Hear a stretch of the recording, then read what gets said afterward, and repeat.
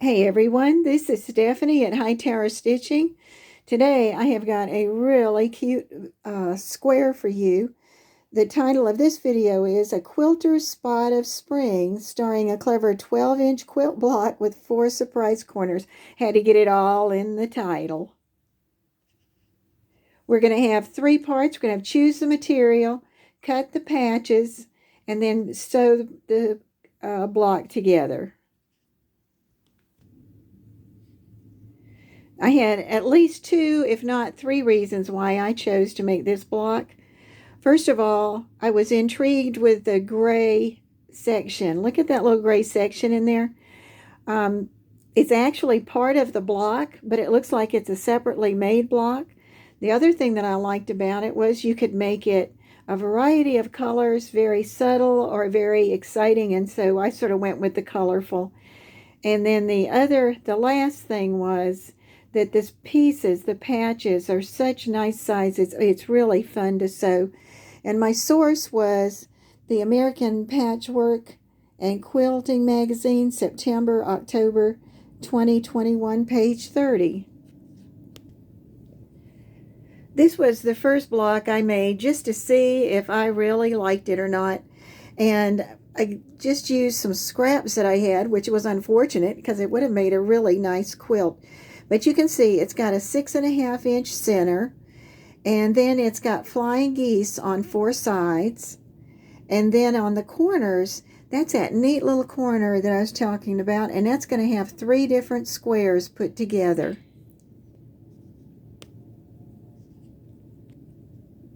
And this is going to be actually part of a little quilt I'm going to do. I'm going to do 12 blocks, 4 by 3. And you can see the colors that I've chosen, and it's a lot different from the first one. And you can see the corners that have the brown color on them, and that's going to really look good when I get the next pieces put together. So let's go on to some material. You can start picking your color in a couple of ways.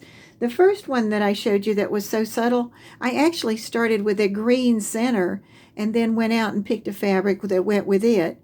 Then when I got ready to do the next one block, I looked and I thought, well, this time I'm going to pick out a color that I really like for the middle.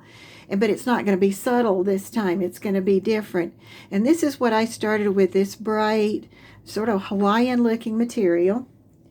And then sitting right next to it, I found this green, which actually has a couple of the greens in it, several of the greens, and I thought that might be good. And then this will actually look like a petal, a leaf on my block.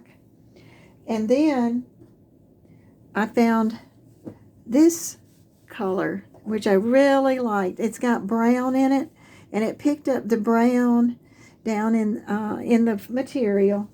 And then that left me to come up with what the background was going to be. Well, white was not going to be the color for that.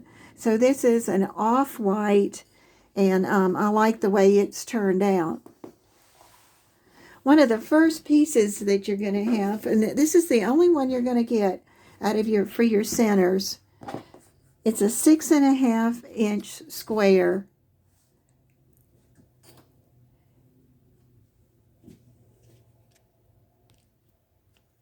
And remember that each one of your blocks is going to be 12 inches, 12.5 inches when you finished it. And when it's finished, it'll be a 12-inch. And so that you've got one out of your colored material, your square. And then just for right now, you push that off to the side.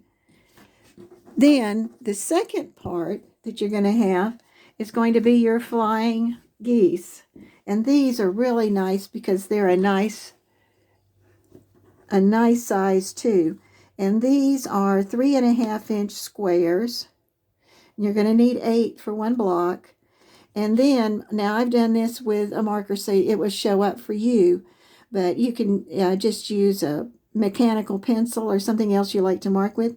And I would suggest, because this block is so big, that you go ahead and draw that line, because when you start sewing up there at the top, you're not going to have to worry about whether you're doing it straight or not. And this is one piece that's going to have some waste with it. And, you know, I don't like waste. So what I also did was when I was stitching that to this 3.5 by 6.5 background piece, and I'm going to show you that, I also made another set of squares out of this piece that was on the corner after I sewed it. And I want you to look at this stack. I'm doing 12 blocks, and I've already got this many, and I've still got part of another. I've still got the other side to do for this square, that last one part. And I'll show you that as I sew, because I've talked about that before. Out of your background material, you're also going to cut, in addition to that 3.5 by 6.5, you can have 4 of those for each block. You're going to have 3.5-inch squares. There are 4 of those. You're going to have a 1.5-inch square, 4 of those. These go towards the corner pieces. And then also you're going to have sashing that goes right between each of the blocks, and that's 1.5 by 12.5.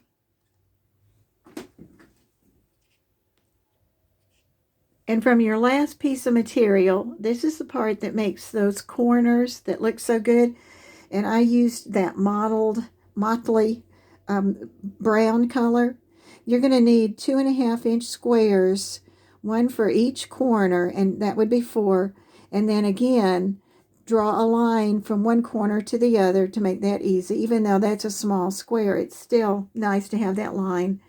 And one way that you can mark that is because it was sliding on the table, and I remembered seeing that you could take a piece of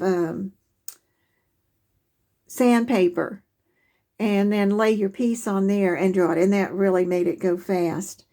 And then the last thing is for your sashing, the pieces that go around each block, and you have that little cornerstone, and those are 1.5 inch, and you don't need to draw lines on those. And before I go to the sewing machine, now that we've covered all of that, let's go back and look at my colorful block. Now you can probably see that 6.5 inch in the center. You can see a flying geese on each side. It's going to have 2 greens and that nice piece of background. You're going to have your corner block, which now you can see is going to have 3 squares in it. The big square, 3.5. Then the other color that you use, where I used brown. And then you're going to have that littlest square. And I forgot to tell you also to draw a line through that, because even though it's small, it's nice to do that. And this makes that corner, and you're going to have 4 of those. And then the sashing is 1.5 by 12.5, and I'd be a little generous with that with this piece, not too much, but just a little bit. And then you'll have those setting stones that'll go in there to help finish making the pattern. So we're ready to go. Let's go sew. Okay, ready to start. Part 1, easy part. Here's your 6.5 inch square. Cut it. You're done with it. Part 2. Let's look at a flying geese. The nice thing about this is if once you decide what your pattern's going to be, how many you're going to make, then you can actually do like I've done and have them all in a stack, and you can chain stitch those. But I'm just going to do one of the flying geese right now. And I also have my iron set up by the sewing machine. Now, when I was doing it, I'd run a bunch of them, and then I'd take them to the other room and iron them. That's part of my exercise. But sitting here now, it's nice to have the iron set up. So I'm going to take and watch the direction that it goes from the left up to the center, because we're going to make the point right there.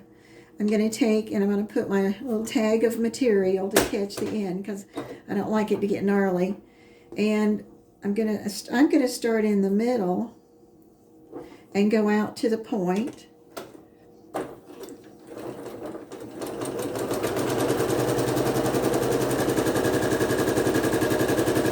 And I'm going to stop on that one, because otherwise I just keep going with my blocks. Now, remember I said I don't like to waste, and this had such a nice piece. I can have some nice squares. So I'm going to take and turn this And I could do it that way, but I'm going to turn it this way because I know this is the piece that I want to have come off.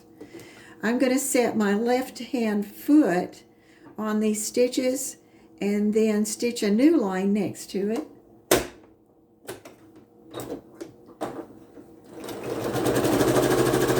Got lucky without putting my little piece of material in there. And you'll see, here was my original line. There's my new line. And I want to cut between those. And if you're not sure of yourself, you can take a ruler and draw a line through there. But you can take and just cut it off. And all of a sudden, you've got your flying geese right here. And then you have the piece you're going to press. And you can press it with towards the dark. And you're going to have this great square. I've got a nice collection of those to add to the collection I've already got. So I'm just going to put it off to the side. And I'm going to get another green.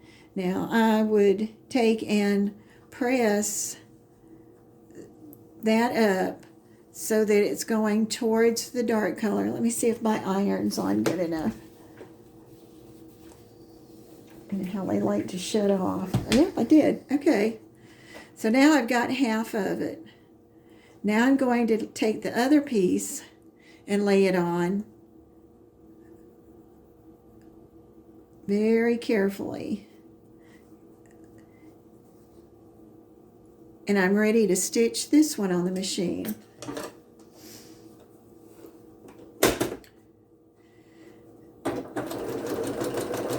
And if you like to hand stitch, this has got some nice runs in it. Now I'm going to take it, I'm just going to move it because I'm going to run that second row to make my throwaway square, which I'm not throwing away. And sometimes those squares aren't all going to be the same, but you can take and cut them to the size that you want later so that they're uniform. So I'm just going to save him, cut that off. I'm going to open this up, and you can see I've got a nice flying geese. It's a little bit different than the others, but all I need is enough that I can sew right through there. When I turn it over on the back, you can really see it. Right here is the great point. And once it's pressed and I get ready to sew it onto something, I know exactly where I need to go to get that to come out just right on my corner. And I'll show you one of what I'm talking about as I press this. Okay. Here's my square, and here was my flying geese. And when I did this, I laid it down and I stitched across, and right where that little dot point was, and then across. And then when I opened it up, that was really nice. And then I think the other one turned out pretty good too. And so that's actually where I've got both of them sewn on to the piece and pressed. Now, you can press them towards the center, but for this material, it made it kind of bulky, so I went back and opened it. And you just have to press really good where that point was, because it's a little heavy. That takes care of the flying geese. See how nice that is? And you get a bunch of those done. That just leaves our corner. And so we're going to start with a square. And we're going to start with the color that we want in that corner. And we're going to take and put this on. Let's see. Let me make sure which direction. I just needed to go and check. Sometimes it does make a difference, like on the flying geese, but on these it doesn't. So line it up with a corner. And if you do it the same way all the time, you're not going to worry that you're making a mistake on these. And so I've got it. I've got my line that I want to sew. And I actually made that extra block with these also. But first I'm going to start, and I'm going to stitch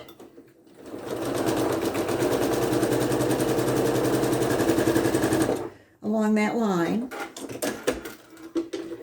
And I pull it out, and you can see that back in here. Now I'm going to do the same thing I did before. Now I don't want to cut towards my left hand. I want to cut off this little point up here. So I'm going to get a line right through there, because that's going to give me that extra piece that would have been thrown in the trash can. I'm going to stitch right on the stitch line with my left side of my foot. And then I'm ready to cut between those two lines. And it's a lot littler, but it's really a nice size square. And then I've got another stack of those already going. So then push that back up, and you can finger press it, or you can set it on and press them, especially if you've done a bunch.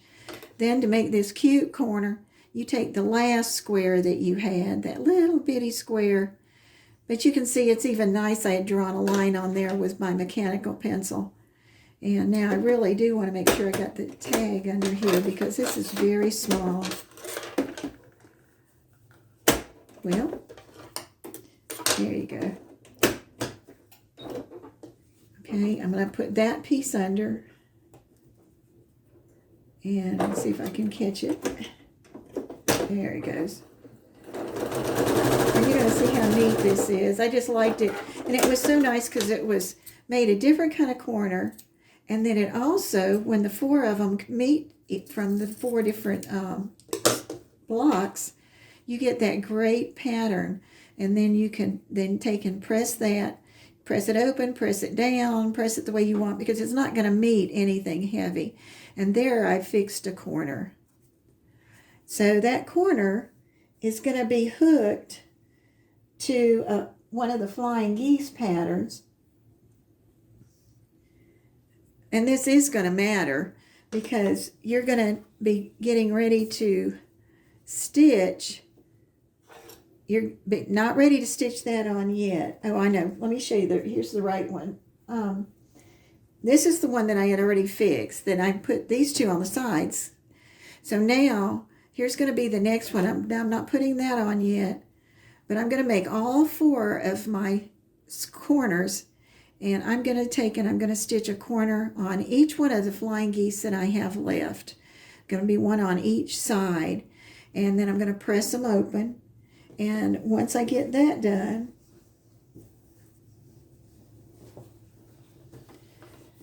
you'll see that my block will have gone together with my corner, the flying geese in a corner, flying geese by itself on the two sides, and then finally on the bottom, the other part. And then you can decide how you want to do your outer edge. And for this, you take one of your setting stones, is what I call them, your piece of 1.5 by 12.5, and you put another one on the other end. Now I tend to not do them all for a whole roll at once, because these is important, and so I would take and put the first one in, run it across, and see where it's going to fit on here, and then I can adjust it, and then go here and go across there. This is one place where I try to use a material that is goes with the grain, so it doesn't stretch. You can see I'm not going to get a lot of stretch out of that particular block. So once you decide how many blocks you're going to have, you're going to take and sew those together as a row going across, and then you're going to be ready to put your sashing in and add the next ones. And then as you go, you'll see that pattern, and it looks like you've made a separate block, but it's because of the way you did the corners. And then don't forget, don't waste that material. You have to throw it in a trash can, because look at that stack of green and whites I've already gotten. I haven't finished all the corner pieces, so that stack's not as high. This is Stephanie at Hightower Stitching. Thank you for watching. Any notes that I have, or if anything I forgot, I'll add in the description. If you think you like this square and you're going to have fun doing it, or enjoyed watching the video, please subscribe and hit like. And thank you for any comments. That's great. Thank you.